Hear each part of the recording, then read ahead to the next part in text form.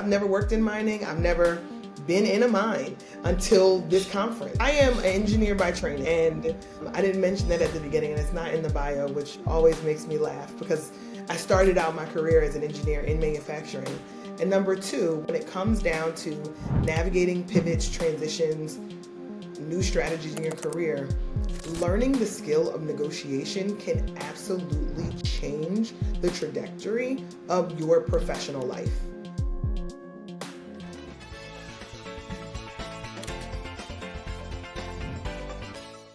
Welcome everyone. Thank you for joining us for another episode of Oratory, Elevating Mining Minds. Today, my guest is Leah Murphy, and I am thrilled to have you all back with us. Just a few notes as we go into our recording today. It has been amazing to have our increased viewership here recently, so thank you for your support and listening. We would love to have you review us, chime in on the comments as these things go live. We love hearing from you and learning from you, and would also plan to prepare episodes around any of your asks as we move into the future. So with no further ado, I would like to introduce our guest today, Leah Murphy. She is a certified professional coach, author, and sought-after speaker. She's based in Philadelphia, and she's the founder and president for Career Gems for the Journey, a boutique consultancy dedicated to helping professionals build thriving careers through strategy, coaching, and calculated risk-taking, which I love.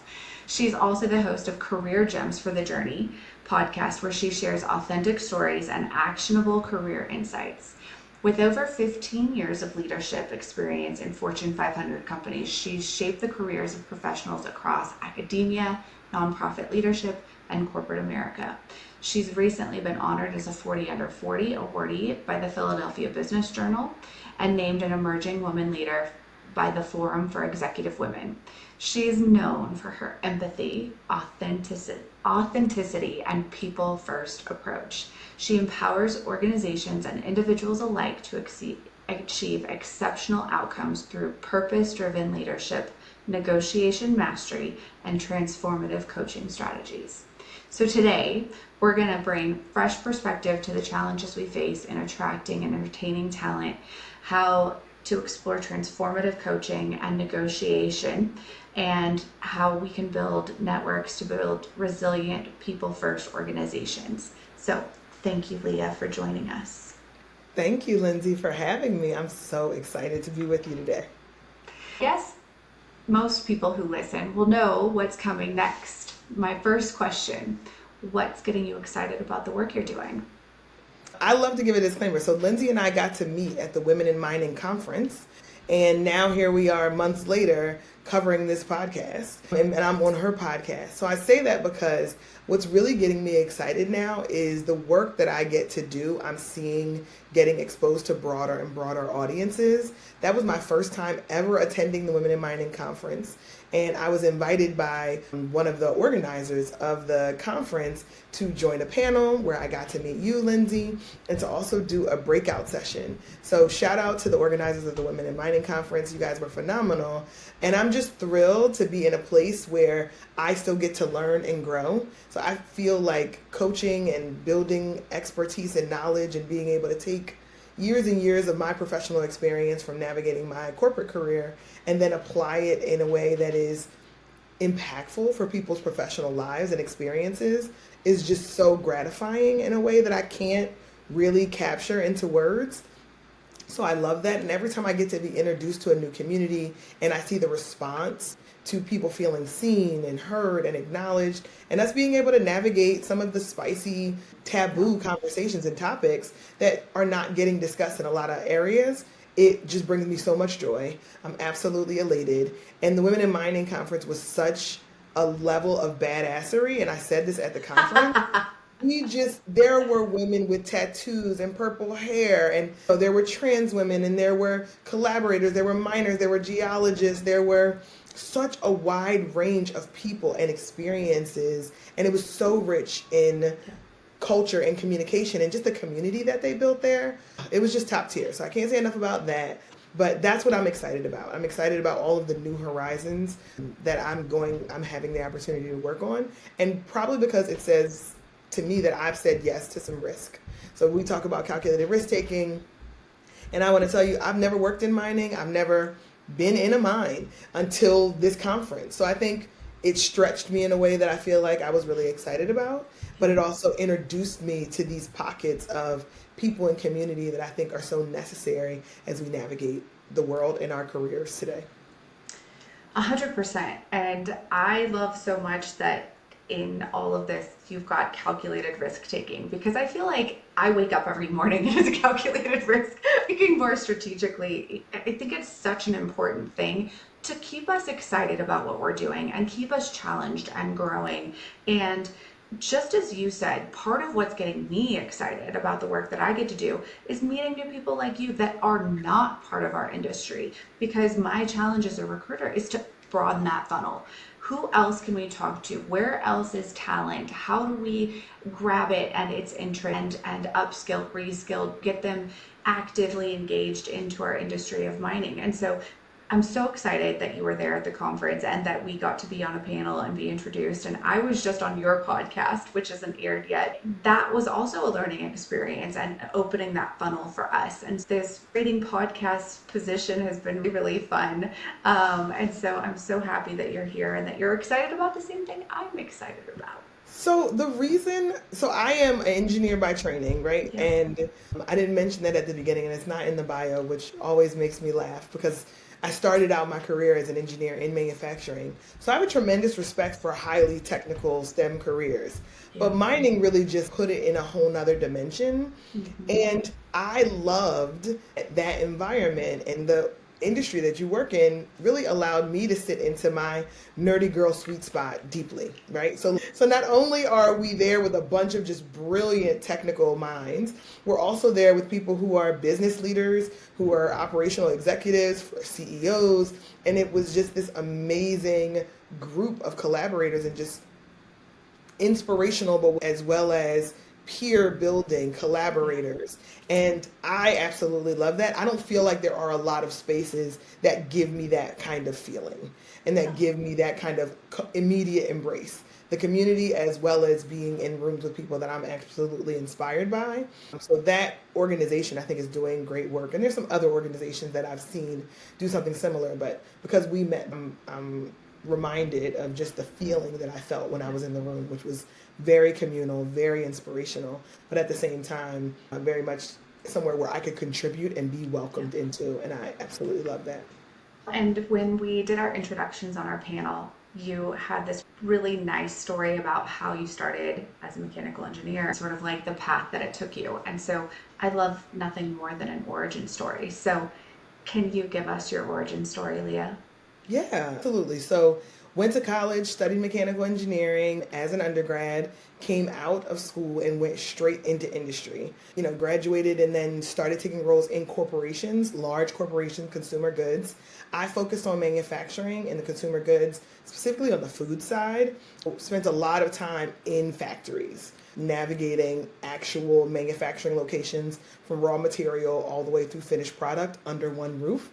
So learned a ton doing that, worked some pretty audacious and ridiculous hours doing it, and worked with some people who were just brilliant, super capable, non-degreed and degreed. So it really expanded my horizons to see what skilled trades look like and how collaborating with cross-functional experts, as well as folks who are novice and willing to bring an innovative new perspective into work. So I absolutely love that. Probably took on more responsibility than was reasonable, right, in my early 20s. Very much a jump in, dump you in, and we'll see what success looks like. And I came in through a rotational program, kind of a thing of the past, and I'll come back to that a little bit later. So did a rotation where I was in operations as well as engineering, and then I did maintenance and reliability. So even deeper into highly specific technical environment. So I did that for a long time. Almost 10 years, made a transition to another consumer goods company and was managing multi-million-dollar capital projects, acquiring assets, building factories, some greenfield sites, and some existing assets where we were doing process improvement on the system side. So more technical, right? Yeah. More technical. And then at some point, I got tapped on the shoulder to move more into an operations role and capacity. And I had a wonderful sponsor who basically said, you can stay on the technical route and you'll be great there, or you could decide to do something different and maybe now is the time.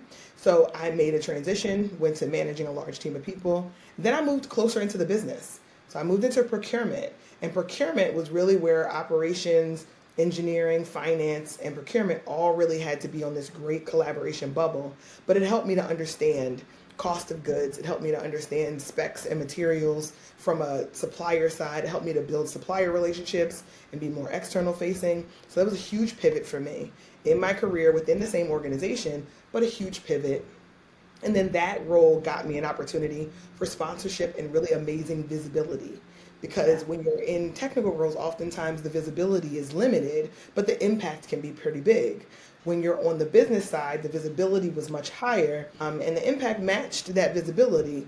And then that got me even more opportunities. So my last role in corporate was actually in corporate strategy. So from engineering through corporate strategy, and no one had made that career art, and no one had seen that before. So it was a unique way to approach it, but it was some calculated risk taking. There was some opportunity. There was some sponsorship that came in there. There was a tremendous amount of hard work and problem solving and critical thinking that led me to that. And then I had the opportunity all that time to be working and coaching and developing others. Once I led a team, it was something was lit within me to say that there's more that I wanted to be able to do. And because I had that great sponsor, as I mentioned earlier, they gave me my own executive coach in preparing me to take on the vice president of engineering role. And it was one of those examples of when you've been identified as the next talent in this pipeline, we will give you certain resources in order for you to be successful. Not a matter of like, how are you going to be successful? It's a matter of, we are going to set you up such that you will be successful. My executive coach was phenomenal. She was this like 110-pound Spitfire woman from Boston, heavy accent. She had worked in General Electric and she had worked in HP in the 80s and 90s, so had really cut her teeth in a super competitive, certainly not the environment that I was working in. And she just gave me such a broad perspective and really made me focus on what I wanted to bring to the table. What are your core competencies? What are you capable of? What are the ways in which you want to have impact in your career? And then how do we build you up? How do we create systems and processes for you? How do we give you the right exposure and project opportunities? How do we teach you executive presence and how to talk to others? How to present yourself in a way that makes you approachable and people want to feel like they can collaborate with you? How do you seed your ideas in a way that's going to make it receptive to people so you can grow your influence? So I cannot say what that experience, having my own executive coach, and I think I had her for a little over 2 years, did for me from a confidence level, but also from the timing that I'm getting more broader exposure and I'm getting the tools that I need in order to capitalize on that exposure. So once I had that experience with her, I knew for sure that it was something more that I wanted to be able to do. And I'll tell just a quick story. After I had my coaching experience for about a year, I went out and I started telling all of the people I know. I'm talking about friends, I'm talking about neighbors, anybody who would listen, right? Okay, Leah, we heard it, like she's great. But what happened was it unlocked something in me that I didn't know existed. And then I started talking to other people and I'm like, you have to do this. This will be amazing for you. Like, I think you're great. And if you had the same kind of coach that I had, I can only imagine what your potential would be. And lots of people gave me the like, head turn, what are you talking about? You got a coach and you did what? And what did she do for you? And how did that work? And I realized that lots of people weren't getting that same level of support or weren't getting that same level of investment. And that set off an alarm bell. Okay, and this is a selective process. There's less access to these kinds of things. This is a development opportunity that you get tapped for. And then I wanted to fill that gap. I knew that there was an opportunity, especially for professional women, and I'm a Black woman, right? No surprise for anybody who might be watching. And I wanted to make sure that I could translate what I had experienced into an audience of broader, capable people who looked like me, people who didn't look like me, but people who came from a similar background, technical backgrounds, who got that opportunity or that accelerant. And that's the population that I serve now. I appreciate your sharing that because I feel like there's so many gems in there, to use one of your phrases, that I think we'll spend the rest of our time sort of unpacking a little bit. But you've gone from something technical into something that where you're a leader and a mentor and a sponsor and a coach and playing all of these roles, but in a very different capacity based upon what you'd previously experienced. And I think that there's such power in marrying those two things. And one of the things you said struck me is, like, after a year of this experience, you went out and were telling everybody, like, we gotta get a coach, because it is so transformative. And so I want to talk a little bit about what it means to you to, like, and you did pull a pivot because this is now your full-time scenario, right? And so you pivoted out of a technical role in a senior level position in a major manufacturing scenario into being a coach. And so that in itself is a pivot. So let's talk about the pivot and how that worked for you. But there are so many people out there that want to go from being technical into leadership, and sometimes the coach is the accelerant to do that. So let's talk a little bit about your experience there and how that works well for others and why coaches can help make that happen. Yeah, I think if I had to really frame it up, I think that making the transition from a technical role into more of a leadership operational role was really the difference between doors being wide open and me feeling like there was a very narrow lens for where I could navigate the next phase of my career. Sure. Because I was open to moving out of what I felt most comfortable. I was doing really well in a technical capacity, but I realized that the decision making was happening somewhere else. And I wanted to make sure that if I was going to do the work, if I was going to be in these organizations, and I was going to have the impact that I wanted to have, I needed to move closer to where critical decisions were being made. So I felt like I had to make that choice, or I really wanted to. I shouldn't say I had to. I really wanted to make the choice. I also wanted to know if I could cut my teeth doing it, right? I think sometimes we're just, we have these questions and these possibilities and these opportunities, and we think maybe or what if. And in my mind, it was an opportunity to say, why not? Let them tell me no. And for maybe about 6 months, it was like, we don't have anything for you. We see engineers as engineers, and we don't have a wide range of opportunities. So I spent a lot of time building relationships, building networks, collaborating with people, developing cross-functional partners that would then help me to see better how I could position my skills somewhere else in the organization. So that was a real exercise. And I think a lot of times I hear people say, I don't know where else to go. I don't know where my other opportunity could be, or I don't see anything else for myself here in this company. And what I tried to do is I was performing really well in the organization and getting recognized for it and performance reviews and all of those things. So I used that capital, that social capital, that performance capital of performing really well to then position myself as, it's worth it for you to give me this new opportunity. I don't see it as a risk, but you may see it as a risk, right? But if I'm a high performer in one part of the organization, why wouldn't I be a equivalent high performer or close to in another part of the organization, especially if I'm willing to take the risk? Yeah. So it did require some convincing. And that can be difficult. It can be difficult if you don't have the right performance capital. It can be difficult if you don't have the right sponsorship. But it also can be most challenging if you don't know how to advocate for yourself. If you don't understand how your transferable skills can be used well in another part of the organization, or you don't know enough about your upstream or downstream partners, then you can't position yourself well to be something that you're aspiring to in the future. Oftentimes companies are going to keep you where you are because that's what works for them. Yeah. No malice intended, but it works well. Why would we disrupt that?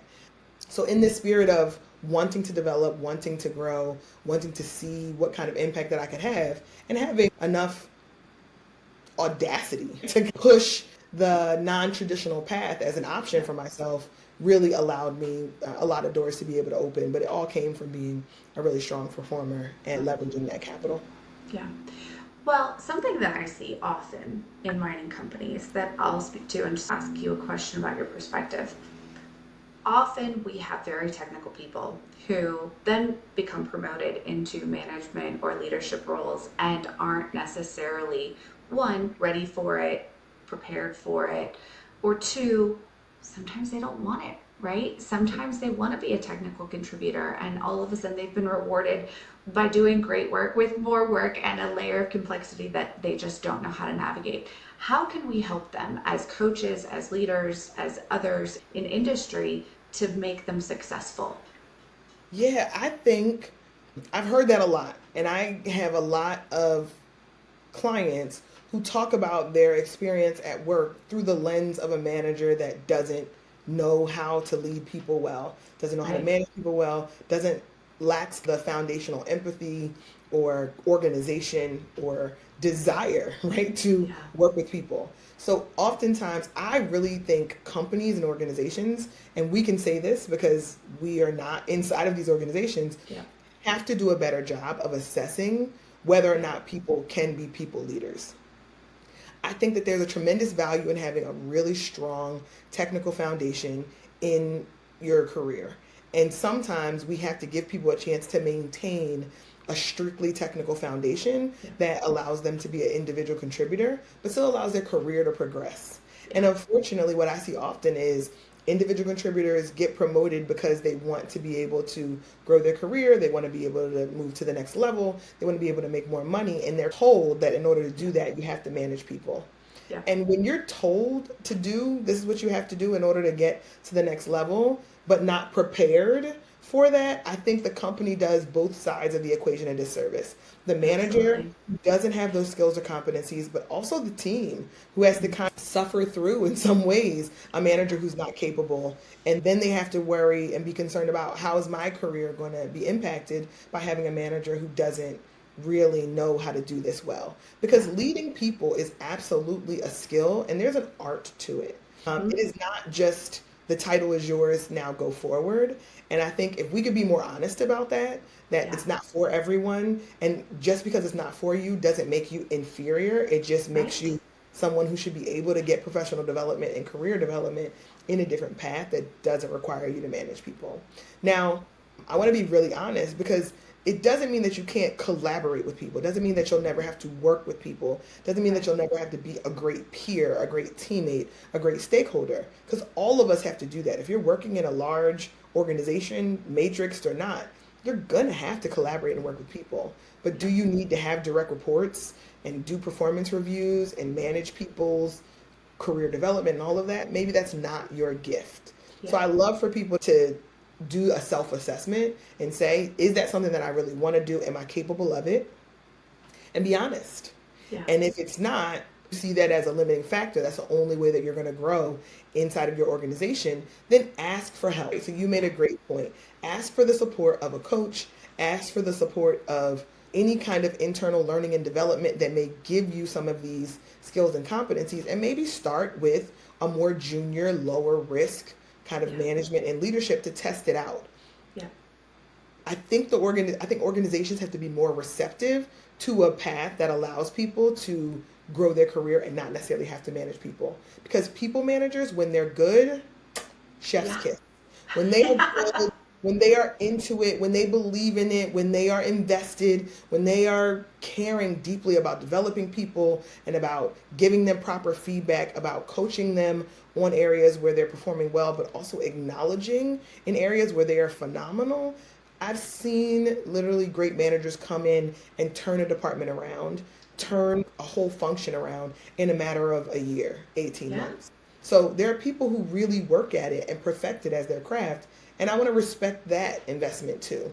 So, Mhm. long answer, but promoting someone just because they're technically savvy, kind of reached a ceiling in their individual contributor role, is really doing a disservice to that person and to their team, in my experience. But it's not impossible to overcome, but you have to treat it as a business problem that needs to get solved.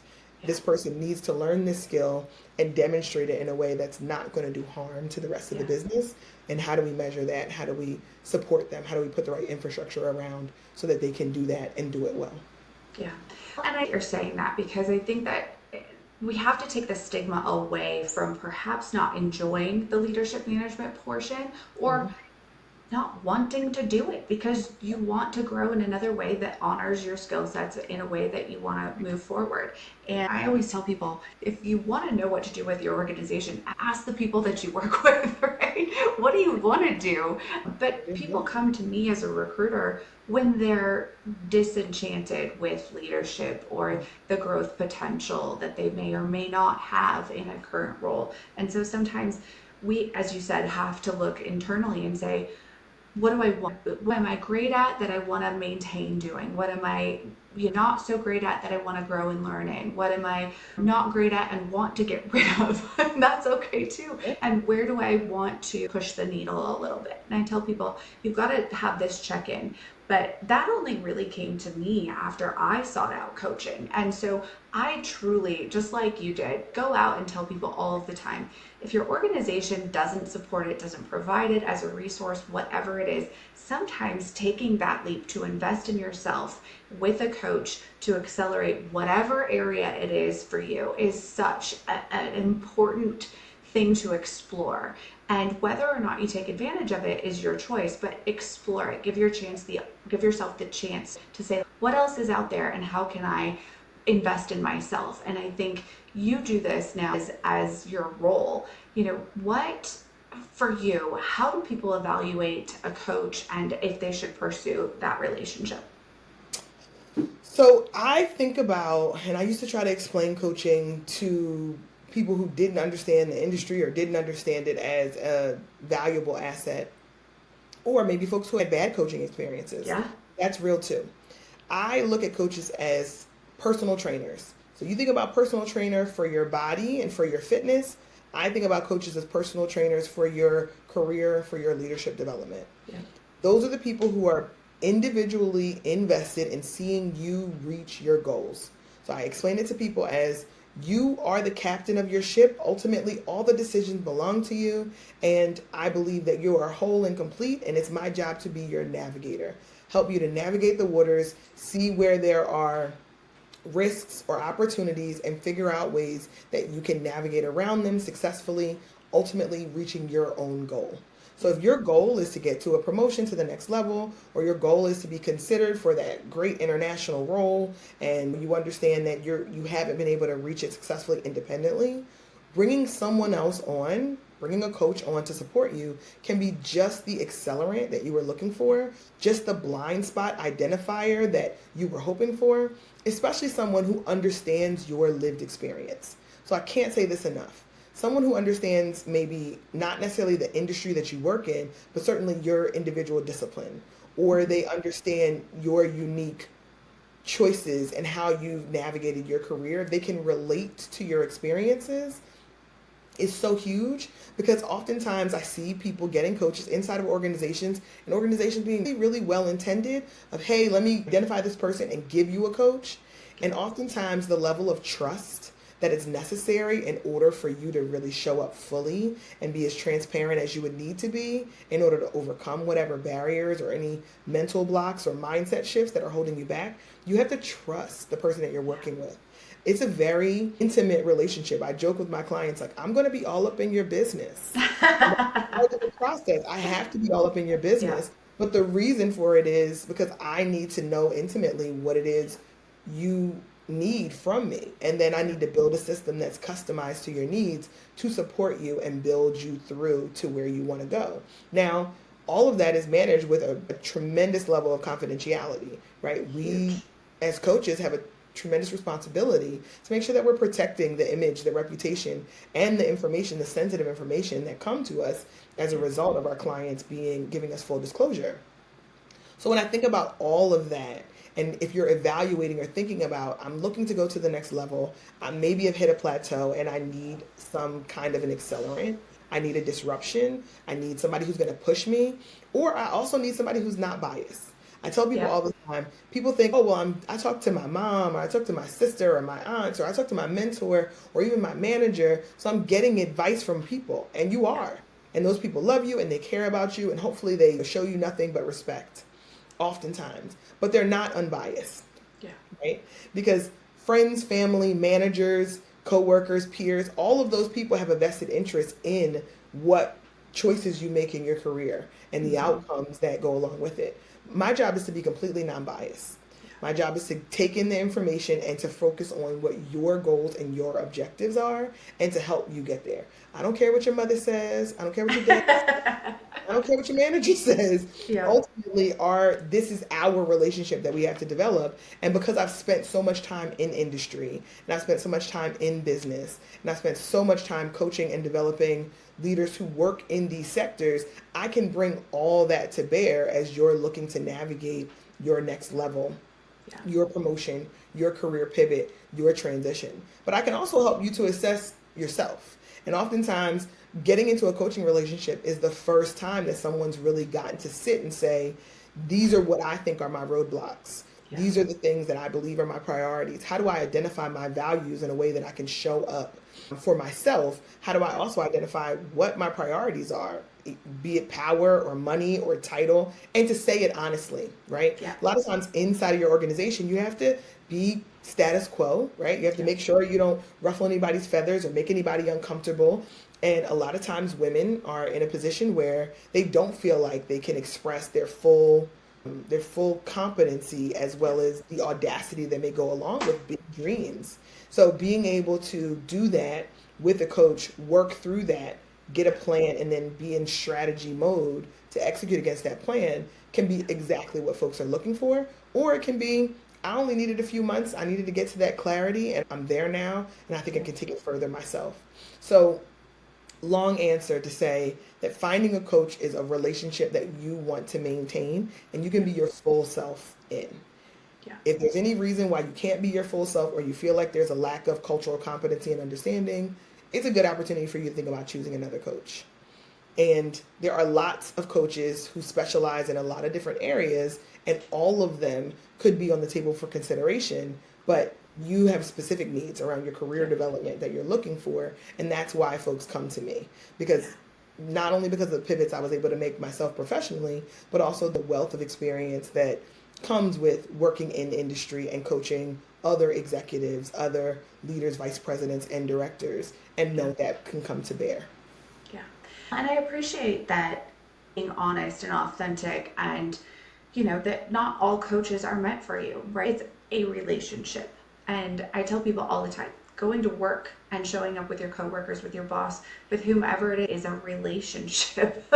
Having a coach is a relationship. So showing up who you are rather than who you think you're expected to be will render better results. Whether this is through coaching, through an interview experience with us as a recruiter, I tell people it is hard because we've been trained out of for years in university and just after to just show up and be this sort of static corporate image of what we think we're expected to be. But the teams, the companies, the people that work the best show up and are beautifully and boldly authentic.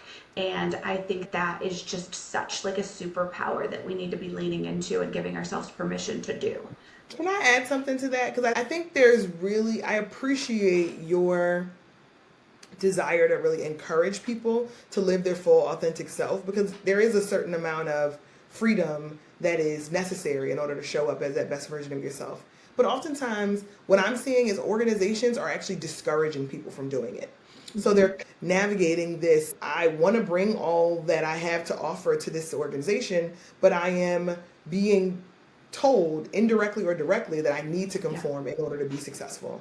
Right. And that happens even more in organizations where you might be the only or you might be the first. So some of the time when I'm working with clients, especially clients who are at a senior director and above level, it's how do you navigate these environments that may not have been designed with you in mind. Right. But we're making a conscious choice to stay in the environment. We think that there's a reason for you to be able to win there. How do we support you in doing that? What are the tools, processes necessary?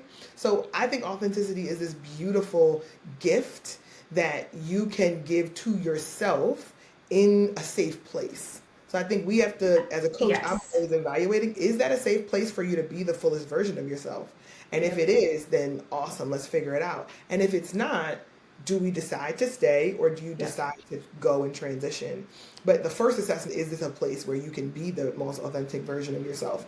And oftentimes that's a question that needs asking before we can release the all of the bounty of greatness and wonder that is within our clients, the people that we get to see, that we understand, right? Because you and I get to build a relationship with them, but oftentimes the environment they're going into requires some adjustments in order for them to be able to do that. So I just wanted to build upon it. I do think authenticity is the difference maker. It's really what can be the secret sauce on your career, how you show up and what you bring, your breadth of experience, knowledge, flexibility, dexterity, amazing.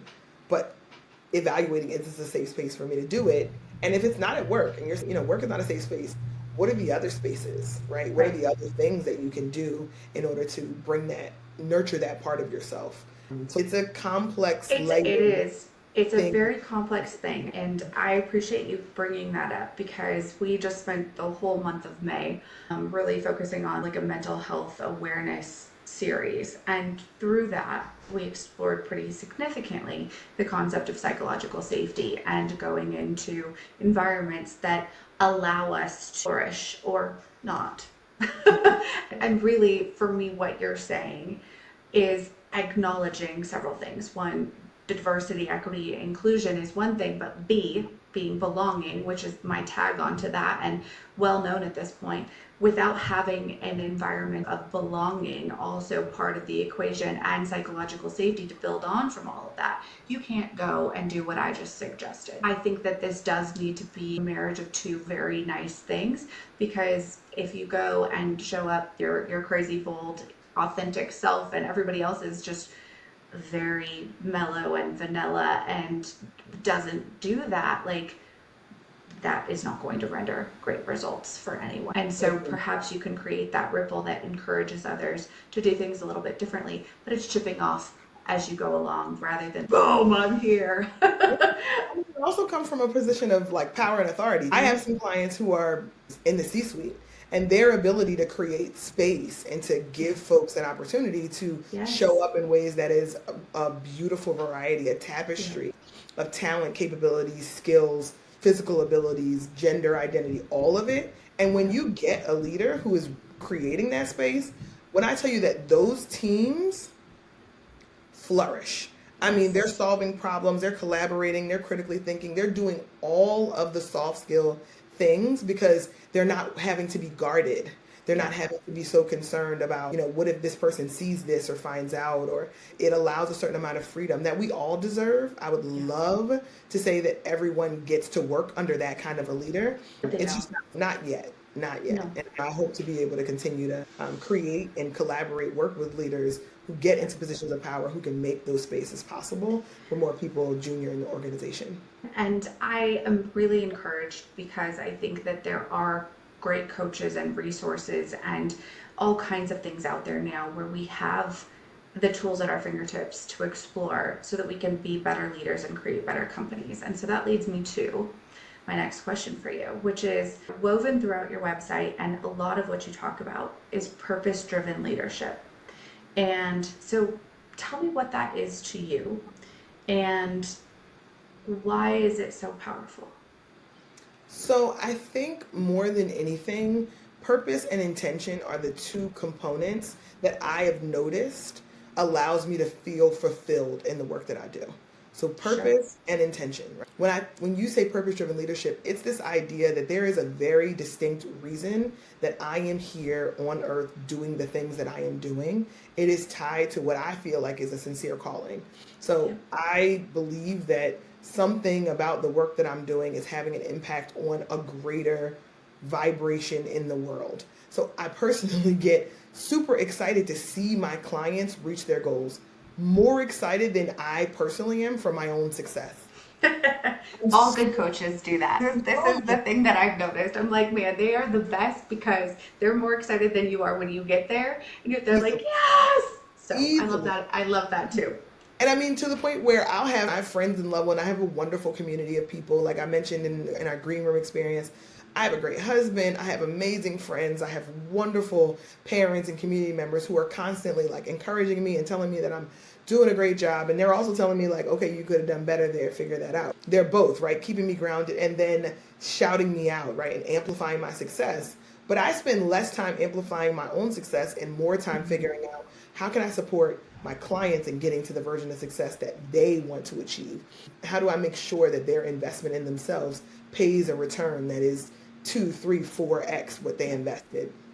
So that's why I do the work that I do. It's tied to a purpose. It's tied to being here for people and people who need people. Yeah. There's been this trickery, is what I call it, to convince us that we have to be self-made and everybody is independent. And I came from nothing. I built it out of nothing. I'm a self-made individual. I think that is absolutely garbage.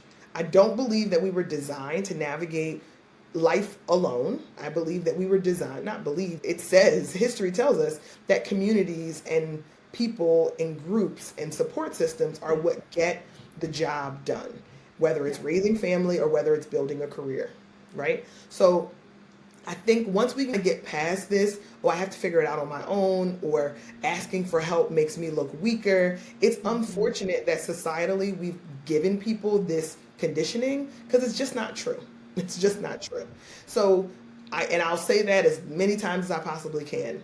But when I see people who are navigating their life and their career successfully, this idea of there is a greater purpose, I'm doing work that I care about, work that someone else is benefiting from, work that's valuable, and then I have a community of people who are encouraging me, collaborating with me, holding me accountable, challenging me, asking me tough questions, all of that, then you really see people who are capable because they're self-aware, right? They actually spent the time doing the work. And then they have other people that they trust, that they believe in, that believe in them. And there's this healthy reciprocal relationship. So that's the purpose side. And I think the intention side is, for a long time in my life, early in my career, it was, this is what success looks like for an engineer. And I need to pursue that definition and that version of success because there's certain expectations that go along with that. And there was a point in my life where that was all that I could understand. I need to make this much money. I need to have this kind of title. I need to get promoted at this rate. These are the things that I bought into. And then there was a shift that really came to say more, I have to operate with intention, because the organization, the company, is going to get what they need, right? They're going to pay me a certain compensation, and they're never going to overpay me. It's no such thing, because I am going to earn, right? I'm going to bring so much value to the organization that it will be 2, 3x what they're paying me. Yeah.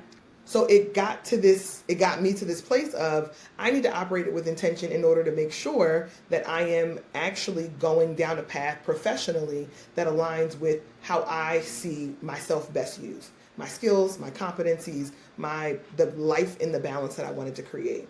So purpose and intention, I think, are the ways in which we can operate in our professional lives that allow us to feel fulfilled in the work that we do. Because I navigated my own experience with just being burnt out from career, being burnt out from chasing, being burnt out from all of the things. And I think a lot of us did. Certainly it became more evident during lockdown, right? During the pandemic.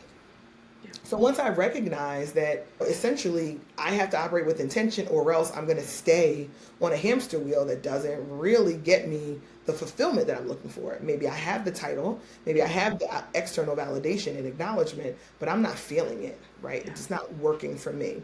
So I think about that. If we can be very intentional through our own work and values, and through really prioritizing, where do I want to invest my energy such that I will get a return and I'll feel fulfilled? And then you have this broader purpose where you're doing work that has a positive impact on others, or that others believe in or see as valuable, and you can drive that. You can do that within a company, right? You can be an accountant and do work with purpose. You can be in quality and control and do work that has really important purpose. So it's not such that you have to go out of a corporation or a nonprofit organization or even academia in order to find work that has purpose. You just have to move with intention in order to get there. Yeah. And so many people are working through that and figuring out, what's the new definition of success for me? How do I define it, and where do I want to put my energy? And those are the clients that I absolutely get the most excited to work with, because once you're ready to redefine success, then you're ready to show up in a way that is completely different from the way you might have been by acting differently in the past, right? Or by navigating someone else's definition, whether it was your parents and how you grew up, whether it was the company and how you were conditioned or socialized, whether it was the university or those expectations. all of those things have an influence on us, Yeah. and it makes sense why we make a lot of choices. But then there's a time where you have a choice now. Yeah. You have the intention, and it comes because you've built all the credibility, you built the relationships, you've done the things, you did it that way and been successful. So what's the other opportunity? And I love the redefining success opportunity and what that looks like for the next phase of career and life. I think to speak to that a little bit, I think that we're seeing millennials and below in terms of like demographic be very purpose driven, be values driven, understand what they think their idea of success is, even though that may modify as we see multiple times over their career and their life. You know, they have different needs, they have different ideas of what that looks like. But I think that it's really impacting how we develop organizations so that they can respond to that. And soapbox moment for me, if organizations are not helping you see your general purpose and help you do that, they're at risk of losing you. So figuring that out together, providing you with the tools to explore that, and is a retention strategy. As crazy as that sounds, without having purpose and values together and in alignment, you're not as successful independent or You're with your team. 100% right. You're so right from the idea that making sure that people feel invested in the organization because they understand that their work matters, their work is going somewhere, their work is contributing to a bigger purpose, a bigger idea. Yeah. Is absolutely what individuals are looking for now as far as what investment, where should I invest my energy? Now, it doesn't mean that everybody's going to be able to work for a B corporation or work on a cause that is connected to saving humanity. It's not that idea. And I feel like that's an extreme that kind of gets put out there. Can you have work that is purposeful and still make money? And I believe really solid companies can do both, right? Yes. Can do both. And I think also treating the relationship with your employees as a mutually beneficial relationship is a shift that I'm noticing. And when I talk about salary negotiation, as I mentioned in our green room, I wrote a book 3 years ago, Salary Power Moves, Navigating the Compensation Negotiation, because I recognized that there was a lack of information, there was a lack of accessible tools and resources for people who were trying to figure out, how do I make sure that I feel like I'm in a mutually beneficial relationship with my employer? And how do I do that through compensation, right? Yeah. How do I make sure that I'm making money that allows me to be retained and stay inside of the organization because I'm getting my basic needs met? So thinking about the skill of negotiation is something that, one, in my mind, was not accessible to a lot of people, right? There's always this assumption of, if you're a lawyer, you negotiate. Maybe if you're in sales, you negotiate. Everybody else, you just take everything at face value. It is what it is. And once I realized that I had been navigating and negotiating multi-million-dollar deals when I was an engineer, buying equipment, also when I was in procurement, negotiating on buying materials for the company, negotiation was just a part of the way that I showed up. It was a part of my language and my vernacular. So when I thought, oh, wow, there are other people who don't have this skill, don't have this competency, or haven't been exposed to it, or don't even realize it's an option, to me, that was a purpose moment, right? There are more people who could benefit from having the skill. And I believe if they did have the skill, have the language, have this tool as a resource, this is a way to be able to create a mutually beneficial relationship between you and your organization. Yeah. And certainly a way to start conversations that weren't being started before. So when you say that all of those ways, the values and the purpose and the impact, people are looking for that inside of their organization, they're also using this opportunity to say, are we in a mutually beneficial relationship where you respect and you value what I bring to the table, and I can contribute in a way that's going to allow me to feel fulfilled and ultimately you to make money? Because we understand that capitalism is a part of the process.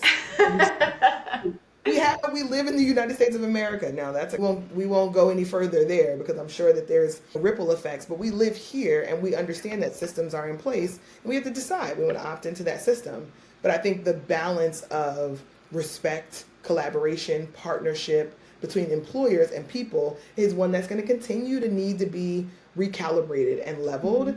The baby boomer generation had a very different perspective of what work looks like, right? Yeah. Gen X had a different perspective of what work looks like. And then as we continue and the world keeps turning, we have to continue to navigate those relationships. And I think Absolutely. negotiation is one of the ways that I feel like it gives more employees an opportunity to broach conversations and talk about the value proposition in a way that business leaders can understand and also respect. And thank you for bringing that up, because we're sort of working our way to that. I think that the idea of being prepared with data, with your information of your value, and having the confidence to go into conversations to negotiate on your behalf with your company or whomever is paying you is really important. And most people, male, female, it doesn't matter, are generally nervous and unprepared when it comes to that. Wow. And I see this every day as a recruiter. And I also happen to negotiate a lot. And that you spent time to recognize that you have these skill sets and that you can help people and that this is part of your purpose, I very much appreciate. So, diving into salary negotiation, let's talk about some tips and tricks that you can provide for people to really advocate for themselves as they negotiate a new career or a salary raise or something like that.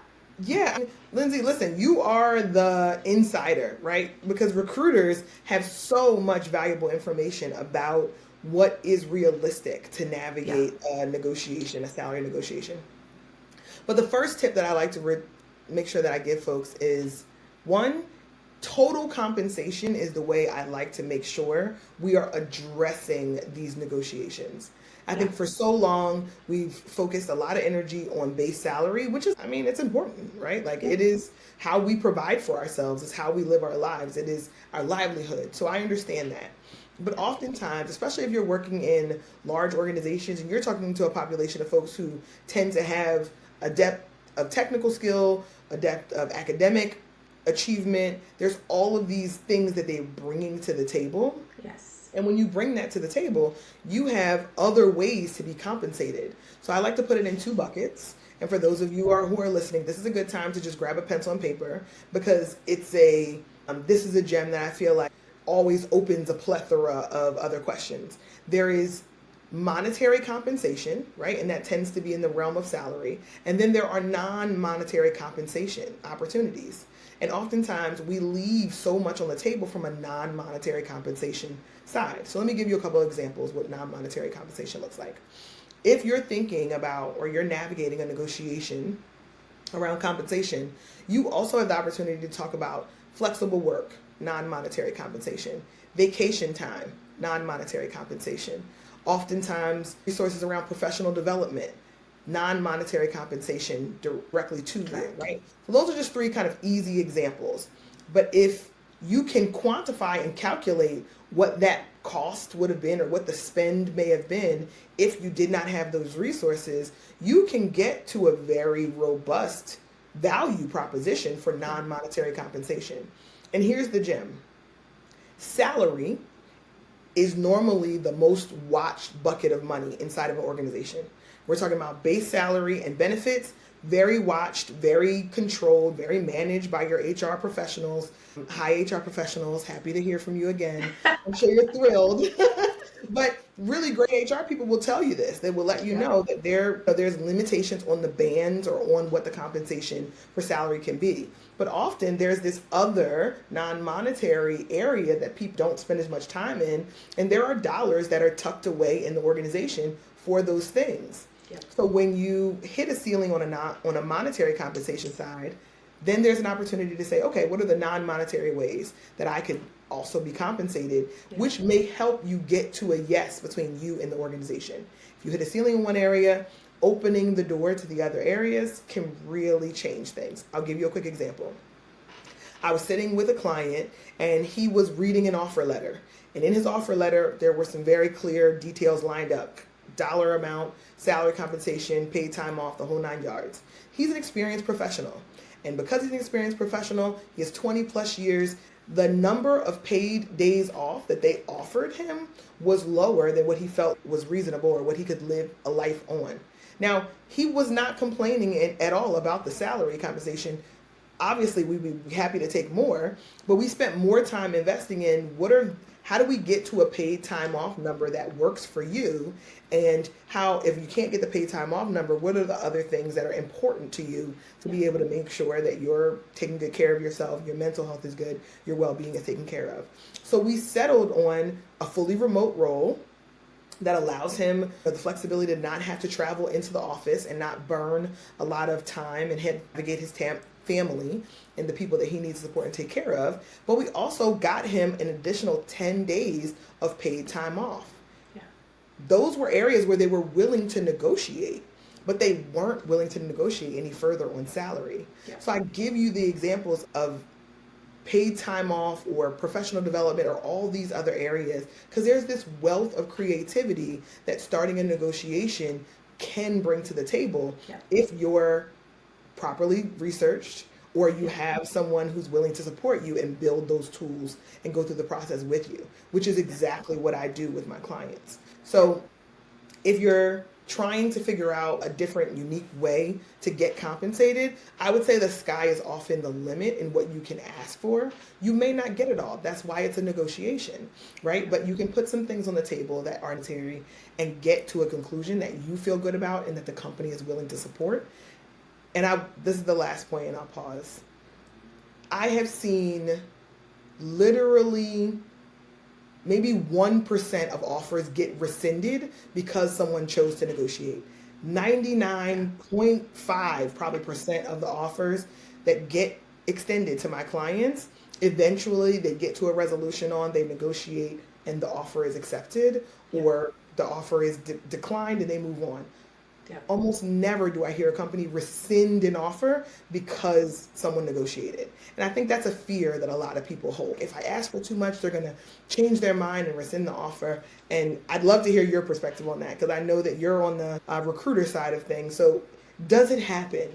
Do you have any kind of anecdotal data on how often an offer actually gets rescinded in the midst of a company pulling back? I will tell you that in 20 years of experience in this, we've had one offer be rescinded because somebody chose to negotiate. And it wasn't purely because they chose to negotiate. It's the way they decided to negotiate. Sure. And that was a red flag. And it was warranted. We've debunked a myth today. Yeah. We have debunked a myth for everybody who's listening. Negotiate. The expectation is you will come to negotiate an offer, and the likelihood of an offer being rescinded is so low if you do it do it professionally, the right way, with diplomacy, with all the things that we know your talented audience is going to bring to the table. Yep. So I love just debunking those myths, because there's a fear that holds. Of course, sometimes. I think asking for things is hard because you're afraid to hear no. And it's okay to hear no. But then, as you said, there's a lot of creative opportunity to say, oh, I actually was not paying attention to this whole list of other stuff that you provide. And in fact, that's a really cool benefit. Or I can monetize this, and thinking about it in different ways. And I think a service that I've always told candidates that we work with is whether or not I'm representing you to explore whatever it is role that you're looking at, you can call me and say, is this a reasonable salary? What do I need to be thinking about? Because sometimes people don't have a sounding board. They don't have somebody that will shoot them straight and say, oh, you left a whole lot on the table there, or have you asked about X, Y, and Z? So that they go in eyes wide open and wind up negotiating with the information necessary to do what's good for themselves so that they can stay happy in an organization. And so I really think that HR professionals or people that are extending the offers should take the time to really be complete and say, this is really what it looks like, because also that gives candidates the warm and fuzzies. But if you don't have somebody walking you through all of the opportunity that an offer has in it, then call somebody, call a coach, call a recruiter, call somebody who's been through it recently. But you use cannot your resources. Everybody who's listening, you cannot breeze past this. What Lindsey just said was essentially she is a recruiter on the inside of corporation understanding job postings. And she is telling you that reaching out to a recruiter or a resource to find out if you are in the realm of possibility or you're getting an offer that aligns to what the industry standard is or what the market is demanding, you should call a recruiter. And I think so few people fully understand that they have these resources that they can take advantage of. People like you who are willing to say, yeah, give me a call. We'll figure something out. I'm willing to work with you. And I want you to have the information. Oftentimes, negotiations don't go as well because there's an information imbalance between the candidate and the employer. And if the candidate can get better on their information balance, that will allow them to have a higher likelihood of success in their negotiation. But I think a lot of times you made a great point. People don't feel comfortable asking, or they are resonant to for fear of what if somebody else finds out, or what if I look like I am incapable. I don't know. You don't know, but let's be honest, you don't know. And we want you to know so that you can win. Right? And I think oftentimes people just need to be unlocked in that way, right? To be reminded that they don't have to do everything alone, that there are resources and communities of people who are willing to support you. You should invest in bringing these resources on for you so that the compensation, the negotiation, the job search, all of those things is more likely to be successful as opposed to you going about it on your own. So I just didn't want to glaze over that. Lindsey is out here giving y'all gems. We like gems here. So we like gems on your podcast. We like gems in mining. So I think we're doing a good job. But, you know, the other thing that I will just encourage is that when you look at negotiating an offer, sorry, there's somebody knocking on my door. When you negotiate, for yourself, you should be thinking about not just, is this a win for me? But you should also be thinking like, okay, how can I make the company feel like they're getting the value? And let's make this a reciprocal conversation. But the company should also be coming to you with something that's robust enough to make you consider it and that it's exciting to begin with. If we don't even at least start there, then there's not that level of reciprocal understanding or respect. And generally that's when I see things fall apart. As a recruiter brokering stuff like this all the time, I almost never with my clients see that happen because we wouldn't say go and present a half-cocked offer. You need to come to something that's reasonable where everybody can be really enthusiastic about this. Those of you who are considering opportunities, whether you're underemployed at present, don't just take the next best thing.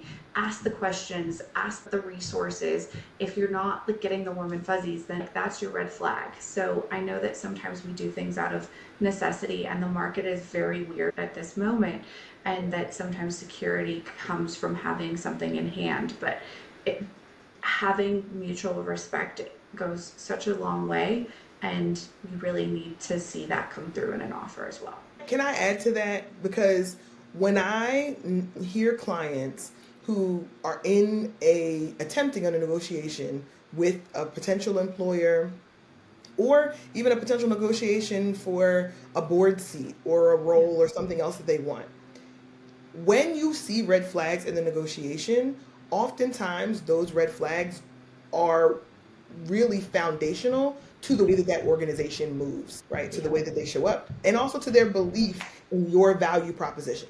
So you use the word respect.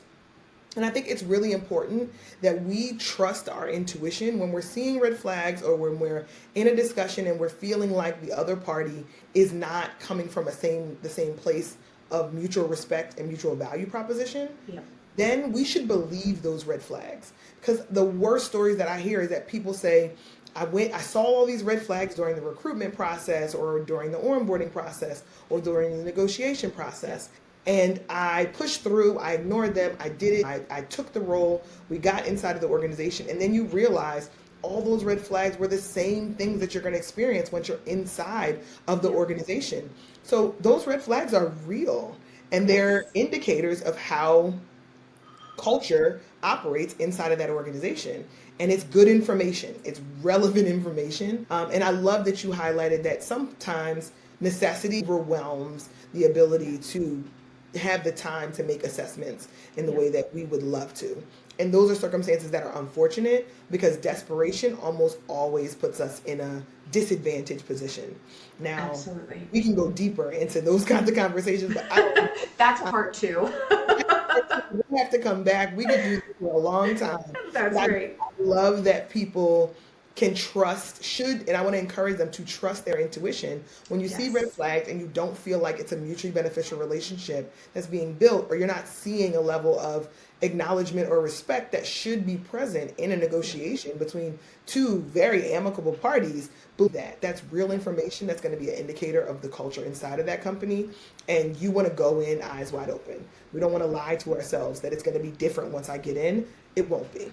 You are the No. most powerful and you have the most leverage when you're in the negotiation phase. If they're not treating you well in that phase, then they're only going to treat you worse when you get into the organization. So believe those red flags. I just wanted to add that on. Yes.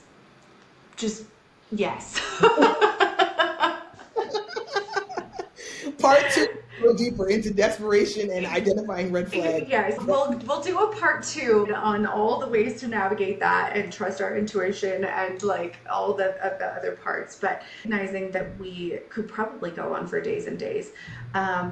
What I want to recap with, at least for my major takeaway today, is that one of the things that you said about midway through our conversation was, I guess there's really two, but I'm going to go with this one. So purpose and intention created in fulfillment. And that to me absolutely makes sense, right? And so that's sort of a mic drop moment for me, because I think from an organizational design, from a role design perspective, we should be thinking about that. We should be thinking about asking questions that unlock that in candidates as we interview and allow them to come to the table with authentic answers in a psychologically safe environment. But so important from retention, and in mining, we need to keep all of the people that we can. And so like purpose and intention create fulfillment, and that makes for a great retention strategy, whether they're just in the industry or staying in a certain company. And so from a personal perspective, understanding what those things look like for you is such a important thing to give yourself the opportunity to explore. And so thank you for mentioning that. And I guess from your perspective, what do you want listeners to leave with today? What gems? What gems? Okay, our closing gems. So two things, and I'm going to try to make it as direct as possible. Number one, you were not designed to navigate life and career alone. You were not designed. None of us were. Lindsey told stories about her sourcing coaching. I've told stories about me sourcing coaching. I continue to want to support people. But I think sometimes it just needs to be acknowledged that you have the permission to bring the resources on board that you need in order to thrive in your career. Yes. So number one, you are not designed to navigate this alone. There are people who are here to help, that are willing to help, and we want to see you win. We want to see you be successful. And number two, when it comes down to navigating pivots, transitions, new strategies in your career, learning the skill of negotiation can absolutely change the trajectory of your professional life. Yes. You don't get what you don't negotiate for. And if you don't have the skill of negotiation, oftentimes you will not get what you deserve, what you may have been able to garner. So I really want more people. I am on a mission to help 10,000 women learn how to negotiate for better compensation, because all the data that I saw is telling me that women don't have the skill set for any variety of reasons. And the root causes are some things that are out of our control, but now we have resources at our disposal, and we recognize that the skill is accessible if we're willing to bring it on board. So if you can learn to negotiate, if you're upskilling in any way in this season of your life or your career, adding on the upskilling of learning to negotiate just as a foundational skill that you're going to practice and refine and get better and better at, will absolutely change the trajectory of your professional life, and it'll certainly change the trajectory of your overall compensation. So those are my two biggest takeaways. And the book, Salary Power Moves, Winning the Compensation Negotiation, is available on Amazon and it's available on my website. It's $9.99. Like, I wanted to make it a resource that was so accessible because I want so many people to have it. I want there to be no barriers to people learning how to start these conversations. So those are my takeaways. Those are the things that I find to be absolutely relevant to the audience that you're talking to. And then in part two, we can talk about all the other things of getting inside of an organization. But this has been an amazing conversation. Thank you for being here and sharing your time and all of your insights. And I'm so happy that you came to the Women in Mining National Conference and that we had the opportunity to connect. So I just showed Leah's website. I'll do it again here because I can sometimes figure out technology. Voila! So this is Leah's website. So she has all of her amazing stuff linked in here. But go check her out. And we look forward to having you guys at our next version of Oratory. And again, we would love to hear your ratings and information so that we can tailor our content to what you want to know. So thank you all for being here. And Leah, thank you so much for your time. Always a pleasure, Lindsey.